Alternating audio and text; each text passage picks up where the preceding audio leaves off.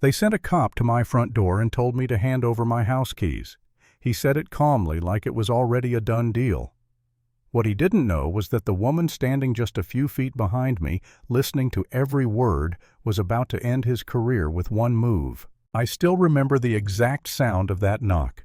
Not a friendly neighbor knock, not a delivery knock. It was sharp, heavy, authoritative, the kind of knock that says, "Open up, I'm not asking." It was 8:30 on a Tuesday night. I was halfway through a forgettable Netflix episode, feet up, brain off, when that sound yanked me right back into reality. I paused the TV and just sat there for a second listening. Another knock. Louder, more impatient. I walked to the door and glanced through the peephole and my stomach dropped. Broad shoulders, police uniform, duty belt, gun catching the porch light just enough to make sure I noticed it. In 3 years of living in Meadowbrook Estates, no cop had ever knocked on my door. Not once. I opened it. "Mr. Morrison," he said, already knowing my name, "we need to discuss your compliance with HOA safety protocols." That was my first clue this wasn't about safety. That and the fact that I recognized his face immediately. Sergeant Brad Blackwood. Same guy who had lost his mind at me 2 months earlier in a grocery store parking lot after I accidentally cut him off in traffic.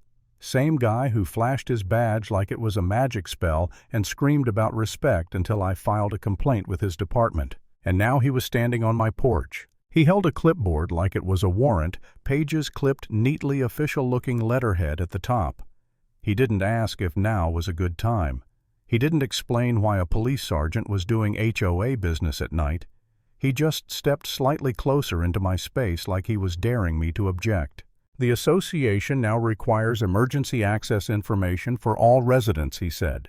"Spare keys, security codes, interior layouts, new measures after recent break-ins." Break-ins? That was interesting, because there hadn't been any. At least not that anyone had mentioned. "I haven't heard anything about break-ins," I said, keeping my voice neutral. "When did they happen?" His jaw tightened. His hand drifted toward his radio, not touching it, just close enough to be noticed. "I'm not here to provide crime statistics, sir," he said. "Charlotte Blackwood sent me personally to ensure cooperation. Non-compliance has already been documented." And there it was. The name. Charlotte Blackwood. HOA president. Real estate agent. The woman who cited people for grass, half an inch too tall, and sent violation letters like love notes. The woman who had somehow convinced the neighborhood she was saving our property values while tripling HOA fees.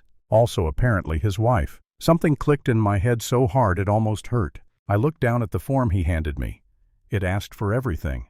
Where spare keys were kept, alarm codes, floor plans, travel schedules. It wasn't an emergency registry. It was a shopping list for a burglar. "I'll need to review this with the HOA board," I said. "And my wife. She's out of town. Tomorrow may be too late," Brad said, stepping even closer. "Residents who refuse to cooperate may experience delayed response times in emergencies. I'm sure you understand how important community cooperation is." That wasn't subtle. That was a threat. And for the first time I felt something cold settle in my chest. Not anger. Fear. Real fear. Because this wasn't just a power-hungry HOA president anymore. This was a cop using his badge to squeeze me. I nodded because sometimes nodding is the safest thing you can do. 48 hours, I said. "That's reasonable." He stared at me for a long second, then finally stepped back. "Don't make this difficult, Mr. Morrison." When his cruiser pulled away, I stood there staring at my own front yard, feeling like my house suddenly wasn't mine anymore. I texted my wife Olivia. "Weird cop visit. HOA stuff. Call later." What I didn't text was how shaken I felt, or how obvious it was that this wasn't random, or how the knot in my stomach told me this was just the beginning. The next morning the certified letter arrived. Bright red header, official-looking seal. Words like, "Emergency compliance required," splashed across the page.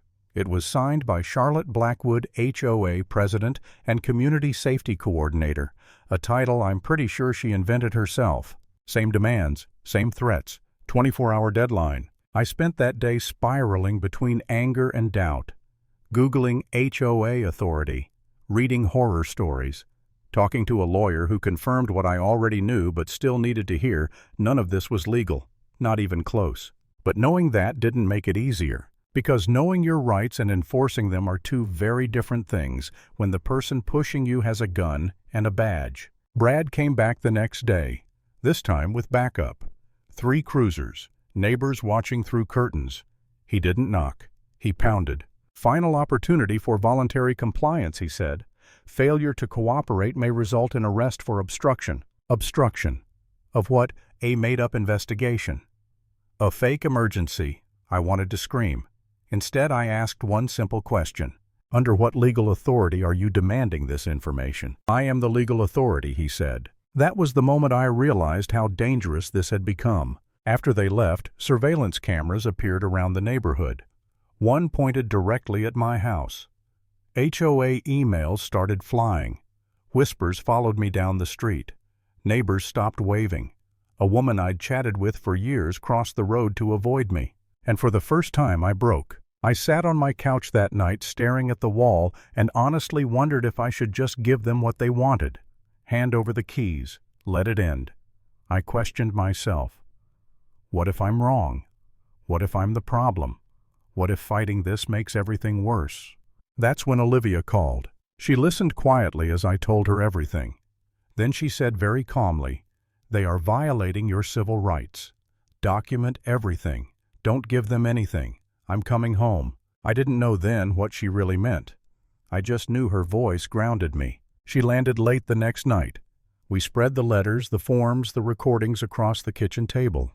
She didn't react emotionally. She analyzed. She took notes. She asked precise questions. Finally, I asked the one thing that had been circling my mind for years. "You're not just in business consulting, are you?" She exhaled. "No, I'm FBI, Civil Rights Division." Everything suddenly made sense. We waited. Brad came back on Friday night furious, now patience gone. He demanded my house keys outright. No paperwork, no pretense. "Hand them over, now." That's when I stepped back and said, "Let me get my wife." When Olivia walked out wearing her FBI jacket badge visible, the entire dynamic collapsed in real time. Brad froze. His backup officer stepped away. Neighbors pulled out phones. She introduced herself. She asked for badge numbers. She named the constitutional violations he was committing. Charlotte ran over screaming, accusing, unraveling in front of everyone. And just like that, it was over. Brad was suspended. Charlotte lost her position. The HOA dissolved. The cameras came down. The keys stayed with me. Because real power doesn't come from intimidation. It comes from knowing your rights and refusing to give them up.